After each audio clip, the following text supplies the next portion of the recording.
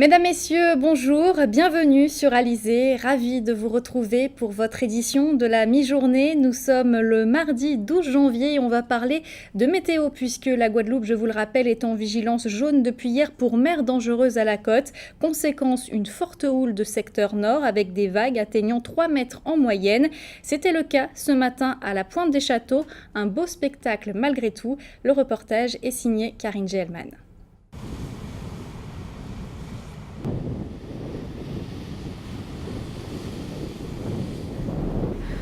Mer houleuse et féerique à la Pointe des Châteaux. Des vagues de 3 mètres en moyenne, voire 4 mètres sont prévues. Un spectacle agité et impressionnant. Les gens ne prennent pas des précautions parce que regardez à côté là, il y a une dame avec 2 enfants qui est au bord de la mer. Là, c'est nous qui venons de leur dire de sortir de là. Vous êtes là pour assurer un peu la sécurité? On est passé parce que comme on travaille à la commune, on est passé juste quand on a vu ça, on a arrêté. Mais ça fait un peu de sécurité aussi pour la commune. On est des pêcheurs en fait, on aime la mer. Et vu qu'on a entendu le phénomène qui se passe en ce moment, donc du coup on est venu regarder les vagues. Vigilance tout de même aux touristes. Il faut regarder la caille en fait. Et là tu vois il y a l'eau qui arrive là, donc faut pas te mettre là. C'est pas tout le temps qu'elle arrive là, c'est une vague sur deux, tous les 3 vagues en fait elle arrive jusque là. Donc du coup il faut te mettre où la terre est sèche, pas où c'est humide parce que la vague elle arrive jusque là. En attendant, à quelques mètres de là, une mer très calme. Et soyez donc très prudents puisque ce phénomène sera d'actualité jusqu'à jeudi matin. Cette houle va affecter principalement les rivages de Déé jusqu'à la Pointe des Châteaux en passant par le Moule, le bord du Moule d'ailleurs que vous voyez sur ces images. Soyez donc vigilants bien sûr si vous devez pratiquer une activité de plein air. Au chapitre économie, l'octroi de mer est au centre d'une réunion aujourd'hui à l'espace régional du Rézé. En l'absence d'Harry Chalus, le premier vice-président de région, Guy Losbar, reçoit les représentants des différents secteurs économiques. Objectif, trouver une solution pour fixer des taux afin de lutter plus efficacement contre l'augmentation des prix à la consommation. Des images signées Max Cyril. Et je vous propose tout de suite d'écouter les précisions du premier vice-président de la région, Guy Losbar. Il est interrogé par Muriel Barlagne. Suite aux directives européennes du mois de juin et les décrets d'application, il y a des modifications concernant l'application de l'octroi de mer. Déjà, certaines entreprises qui n'étaient pas éligibles le sont, puisque le seuil de 550 a été rabaissé à 300 000 €. Il y a aussi des taux qui ont été modifiés de par la classification donc, des produits en groupe A, en groupe B ou groupe C. Mais il faut dire aussi c'est que il y a eu une optimisation donc, des taux, c'est-à-dire des taux qui ont été évalués à leur maximum. Cette délibération a été votée lors de la plénière du 26 novembre. Donc il nous appartient aujourd'hui donc, de voir avec les sociétés professionnelles de manière à apporter quelques corrections sur certains taux, puisqu'il faut rappeler que la souveraineté fiscale doit permettre d'accompagner en quelque sorte les entreprises et de protéger la production locale. C'est parce que l'Europe s'est rendu compte aussi que ce n'était pas suffisant et c'est pour cela qu'il y a eu ces préconisations. Donc il nous appartiendra donc de faire la part des choses entre la production locale et éviter que certains taux, tels que ça a été appliqué au mois de novembre, puissent renchérir le coût de la vie. Et un reportage plus complet à retrouver ce soir dans notre édition de 19h. Intéressons-nous ce midi à la situation du site touristique de Beauport, le Pays de la Canne à Port-Louis. Après avoir été à l'arrêt pendant 1 mois et demi, l'activité a repris quasi normalement, de bon augure pour ce début d'année. Le reportage d'Éric Pommier. Le petit train en panne, les traverses abîmées et donc plus aux normes de sécurité, activité sur le site de Beauport à l'arrêt. Tout cela appartient désormais au passé. Luc Amor et tous les salariés du Pays de la Canne à Beauport ont retrouvé le sourire. Il commençait à rouler, mais bon, pas normalement parce que nous avons plein de travail et nous sortions recevoir les traverses et des tire-fonds. Des traverses flambant neuves, 1500 au total et des sacs entiers de tire-fonds indispensables pour fixer la traverse sont là. Le petit train alors devrait retrouver le chemin des rails d'ici 2 mois après un gros chantier. La partie animation est obligée de trouver d'autres bulletins pour proposer en place à train là parce que train là c'est vraiment animation phare à ce site là et si nous pas de train là nous avons moins de monde des monde gavine et là on dit que train là pas circuler il y a reparti. Le petit train justement, une des problématiques qui a conduit le personnel à entamer un mouvement de grève le 9 octobre 2014. Ce matin, Luc Amor, le délégué CGTG, a tenu à nous montrer le protocole de fin de conflit. L'activité en effet a repris le 17 novembre dernier après 1 mois et demi de suspension de l'activité sur le site. Au registre des plateformes de revendication, 10 points dont 2 majeurs, la qualification dominante de certains salariés agents polyvalents, ainsi que la classification de rémunération de l'ensemble du personnel. Une médiation assurée par l'inspection du travail, la directe, a été nécessaire pour trouver une solution immédiate au conflit. Le 16 novembre, une signature de fin de conflit a été actée avec obligation que le site soit désormais ouvert du lundi au dimanche. Un vaste chantier de réfection de la voie est programmé. Quant au petit train, son moteur en panne depuis 4 ans assure Luc Amor est déjà opérationnel. Beauport, un site et surtout une histoire que les locaux et les touristes peuvent découvrir depuis 2004. Parlons à présent de l'Université des Antilles. Le SPEG, le syndicat des personnels de l'éducation en Guadeloupe, a adressé il y a quelques jours une lettre à la ministre de l'Éducation nationale. Il dénonce notamment une situation qui persiste et s'aggrave au préjudice du personnel et des étudiants. On fait le point tout de suite avec Karine Gielman. Nécessité d'un rééquilibrage entre les pôles universitaires Guadeloupe-Martinique. C'est la demande envoyée à la ministre de l'Éducation nationale la semaine dernière par le SPEG, le syndicat des personnels enseignants de la Guadeloupe. Après les chiffres que nous ont donnés l'administration de l'université, on s'aperçoit qu'il y a 62% d'étudiants en Guadeloupe et 38% en Martinique. Et en regardant la répartition des emplois entre les deux pôles, on s'aperçoit qu'il faudrait 55 emplois de plus en Guadeloupe et 55 emplois de moins en Martinique pour qu'il y ait une égalité de traitement pour les étudiants et pour les personnels, aussi bien sur le pôle Martinique que sur le pôle Guadeloupe. Un rééquilibrage que souhaite également le vice-président de l'université, Didier Détouche, avec quelques nuances. Puisqu'il y a un déséquilibre entre la Martinique et la Guadeloupe, il s'agit d'avoir une vraie politique d'équité pour faire en sorte que chaque pôle ait à la fois le taux d'encadrement, les finances qui correspondent à ses vrais besoins. Vous soutenez leur requête ? Alors, je suis moi dans un dialogue de gestion avec la gouvernance, donc la présidente, mais aussi le vice-président du pôle Martinique. Et sous ces questions-là, nous avançons. Il s'agit de faire des propositions. Donc, je suis dans une dynamique de proposition politique pour faire en sorte que la Guadeloupe puisse avoir vraiment les moyens qui sont nécessaires au développement de son enseignement supérieur sous ce pôle universitaire de Guadeloupe. Mais bien évidemment, je souhaite aussi rester dans le cadre de la légalité. Donc, il va sans dire que sur cette préconisation et ces observations, je suis tout à fait d'accord avec ce qui a été proposé. Simplement, sur les moyens, je pense que nous sommes justement en train de construire les choses et qu'il convient de laisser au dialogue de gestion le temps de faire ses preuves. Pour l'heure, le SPEG attend toujours une réponse de la ministre. Direction à présent notre grande région de la Caraïbe. Au programme, un hôtel de Tobago élu meilleur hôtel des Caraïbes pour la 12e année consécutive. Nous irons également au Brésil avec un jardin hors du temps et puis le sujet spécialement pour vous, messieurs. Voici la Minute Caraïbe. Brésil Playboy relancé. Au Brésil, André Sanseverino, le photographe de la version brésilienne du magazine Playboy, a annoncé le 7 décembre 2015 qu'il relancerait la parution avec 2 autres associés. Contrairement à la version américaine, le trio a promis de maintenir en une des femmes dénudées. Un soulagement pour les lecteurs, souvent des collectionneurs, dès la première édition brésilienne en 1975. Mais en avril dernier, l'éditeur avait annoncé la fin de la parution au Brésil après 40 années de vente et le licenciement de 12 salariés. Aujourd'hui, les repreneurs ont un large défi à relever dans un pays en pleine crise économique, ajouté à la déprime de la presse mondiale et l'accès gratuit à une multitude de sites aux photos coquines, voire pornographiques. André Sanseverino reste confiant et précise qu'on ne parle plus du magazine Playboy, mais du nouveau Playboy, mêlant site internet, organisation d'événements et gestion de carrière des stars. Bref, toute une économie coquine aux accents brésiliens. Brésil, un jardin hors du temps. Brésil toujours, où Bernardo Paz, mania brésilien du minerai de fer, a passé sa vie à transformer le jardin de sa maison en un site unique au monde pour abriter l'une des plus grandes collections d'art contemporain en pleine forêt tropicale. C'est à Inotim que ce fabuleux jardin botanique et musée a été réalisé. Grand comme 300 terrains de football, il compte 330 espèces d'orchidées et abrite aussi une serre de 25 000 m² et des centaines d'œuvres de plus de 200 artistes du monde entier. Bernardo Paz, un sexagénaire si riche qu'il a bâti au cours de ces 8 dernières années une destination touristique à 1 heure de vol de Rio et Sao Paulo, qui attire chaque année 500 000 visiteurs du monde entier. Il caresse à présent l'idée de développer 700 hectares supplémentaires avec 28 nouvelles galeries, des hôtels, un amphithéâtre à ciel ouvert, un théâtre et de luxueuses villas pour permettre à d'autres de vivre comme lui et de travailler sans sortir de ce havre de paix. Tobago, meilleur hôtel des Caraïbes depuis 12 ans.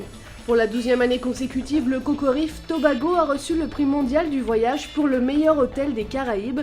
La station est possédée par l'hôtelier et développeur John Jeffries, un véritable pionnier du tourisme des Caraïbes. L'établissement a remporté le premier prix après avoir battu 14 autres finalistes des Caraïbes, y compris le Four Seasons Resort de Nevis, le West Indies Parrot Cay de Turks et Caicos, et plusieurs autres établissements hôteliers d'Anguilla, de Barbade et même de Saint-Barthélemy. Lors de la cérémonie du World Travel Awards, le président fondateur du prix et célèbre entrepreneur Graham Cook a déclaré que cela faisait 12 ans que le Cocorife Tobago remportait le premier prix pour une bonne raison. Cet hôtel est un brillant exemple de l'excellence dans l'hospitalité et le service mérite cette récompense chaque année. Les World Travel Awards ont été créés en 1993 pour récompenser et célébrer l'excellence dans l'industrie mondiale du voyage et du tourisme. Ce prix est considéré par le Wall Street Journal comme les Oscars de l'industrie du voyage. Les gagnants sont déterminés par un vote en ligne des professionnels du voyage et des touristes qui comptabilisait en 2015 plus de 650 000 votes. Retour en Guadeloupe et on va parler de théâtre avec la tournée de la pièce 4. La troupe des Apartés sera notamment ce samedi à Pointe-à-Pitre. Pour en parler en détail, nous recevons ce midi la metteur en scène Colette Bamizédé. Bonjour. Bonjour. Et puis nous recevons également l'un des personnages de la pièce, Sandy, interprétée par Réjeanne Viraud. Bonjour. Bonjour. Alors, tout d'abord, un mot sur votre troupe. Comment est-elle née ? Alors, notre troupe Les Apartés est née en 2010, je crois. C'est l'émanation de trois comédiennes qui faisaient partie de l'atelier théâtre que j'animais à la MJC du Gosier et qui avaient très envie d'aller au-delà d'un atelier théâtre hebdomadaire. Et donc, nous avons fait un travail d'écriture. Nous avons préparé une pièce qui s'intitulait à l'époque La nuit porte conseil. Et donc, les comédiennes ont commencé leur travail sur scène et devant un public à partir de cette pièce. C'est une troupe exclusivement féminine. C'est un choix. Pour le moment, oui. Les garçons, c'est plus difficile pour eux d'aborder le théâtre. Je sais pas, c'est une question de jugement, d'avoir peur. Donc pour le moment, on n'est que des femmes. Alors on va vous retrouver sur scène tous les samedis de janvier donc pour la pièce 4. Là aussi j'ai envie de dire le sujet est plutôt féminin puisque les personnages sont dans une salle d'attente d'un gynécologue. Alors pourquoi avoir choisi ce lieu ? Parce que la pièce se situe dans ce lieu. C'est une pièce écrite, c'est une pièce de Marie Duroy. Donc nous avons respecté les didascalies de l'auteur, c'est évident. Et puis pourquoi ce lieu ? C'est parce que ces 4 femmes ont une raison bien précise d'être là, une raison féminine bien sûr, et on aborde tous les aspects de la maternité à des degrés divers. Ça aborde les problèmes de couple, ça aborde... En fait, chacune va se dévoiler avec les fêlures, avec les difficultés qu'elle peut rencontrer. C'est tout un aspect humain et humaniste des personnages. Réjeanne Viraud, dis-nous en plus sur le personnage Sandy que vous interprétez. Sandy c'est une femme qui se cherche encore un petit peu. Et elle n'a pas trouvé de famille à part celle qu'elle avait. Elle a eu une bonne enfance, elle a eu une bonne famille. Et là, elle était en quête de maternité, donc elle a cherché des personnes pour l'aider dans cette démarche. Et donc, elle est enceinte aussi dans la salle d'attente. C'est destiné à tout public ou... Tout à fait, c'est destiné à tout public. Au départ, on pensait que les enfants n'allaient pas être intéressés par cette pièce et on s'est rendu compte qu'ils sont très réceptifs. Évidemment, pas les très très jeunes enfants, mais à partir de 6-7 ans, ils aiment le spectacle, ils rient beaucoup, ils sont bien pris par le spectacle. Donc on peut dire que c'est un spectacle tout public, parfaitement. Alors les hommes... Est-ce qu'ils ne vont pas se sentir exclus ? Justement, mais les hommes en fait sont omniprésents. Le dénominateur commun des 4 personnages, c'est le doute face aux événements de la vie, mais le personnage central en fait, c'est quand même l'homme. Voilà. On parlait de public, justement, quel est le rapport des Guadeloupéens avec le théâtre ? De plus en plus, ils sont friands de théâtre, hein, de nouveautés aussi, parce que le théâtre, c'est pas aussi nécessairement que des salles de théâtre où on doit jouer. On peut aussi se produire à l'extérieur, et depuis, il y a beaucoup de comédiens aussi guadeloupéens, donc il y a une émulation qui s'est faite autour de ça. Et maintenant, il faut que les troupes amènent aussi du théâtre de qualité pour que les spectateurs puissent se déplacer pour venir nous voir. On peut dire que ça se démocratise, le théâtre en Tout Guadeloupe. à fait, mais le public guadeloupéen est un public d'oralité, hein, culturellement. Donc le théâtre correspond totalement à cette caractéristique-là. Et plus ça va, plus on a de spectateurs, ils adhèrent bien à ce qu'on leur propose, justement, parce que ça sort un petit peu de ce qu'ils ont l'habitude d'aller voir, d'aller écouter. Alors justement, où les Guadeloupéens vont-ils pouvoir venir vous voir pour votre pièce 4 ? Alors, ce prochain samedi, oui, ça sera à la salle Georges Tarrère de Bergevin, à Pointe-à-Pitre, à 20h, précise. Alors ça, justement, ça reste toujours une difficulté à obtenir. Mais bon, c'est dans l'intérêt de tout le monde, c'est mieux que tout le monde soit présent à l'heure. Ensuite, on continuera à Bouillante. À l'Atrium. Et puis on terminera par la salle Robert Loison au Moule. Le 30 janvier. Toujours à 20h, le 30 janvier. Donc le 16 Tarrère, le 23 Bouillante et le 30 le Moule. Merci en tout cas Colette Bamy-Zédé et Réjeanne Viraud d'avoir été ce midi sur le plateau d'Alizé. Vous vouliez rajouter quelque chose ? Oui, je voulais juste donner l'infoline en fait, hein, qui est important. 06 90 82 12 24. Et 05 90 85 12 24. Et vous avez peut-être une page Facebook aussi, on peut retrouver vos informations. Tilolo des Arts, la page Facebook Tilolo des Arts. Ouais. Et sinon, le courriel de tilolodesarts@gmail.com. Merci mesdames d'avoir été ce midi sur le plateau d'Alizé. On va parler maintenant de sport avec du tennis. Jusqu'à demain, une délégation de la Fédération française de tennis est présente en Guadeloupe. C'est bien sûr dans le cadre des préparatifs du premier tour de la Coupe Davis. C'est dans moins de 2 mois maintenant. Et ce matin, la délégation était notamment au vélodrome de Gourdeliane pour suivre l'avancée des travaux. Un chantier d'ailleurs qui avance bien selon Sébastien Hetz, c'est le directeur de la rencontre. Il est interrogé par Éric Pommier. Les jours sont comptés, hein. On est à 6 semaines de la manifestation, donc c'est un beau challenge, un beau pari, hein, dans lequel on s'est tous lancés collectivement, mais en tous les cas, tous les travaux de préparation sont sur de bons rails, donc on est confiant. C'est ma troisième visite, donc là on est vraiment en train de fixer le dispositif définitif, et puis maintenant assez rapidement on va passer à la phase de livraison de tout ce qui a été imaginé au cours de la phase de préparation.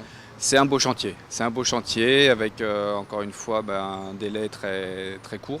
Donc une contrainte pour nous de métropole, de l'éloignement et de faire acheminer des matériaux depuis la métropole. Donc ça c'est une donnée un peu nouvelle.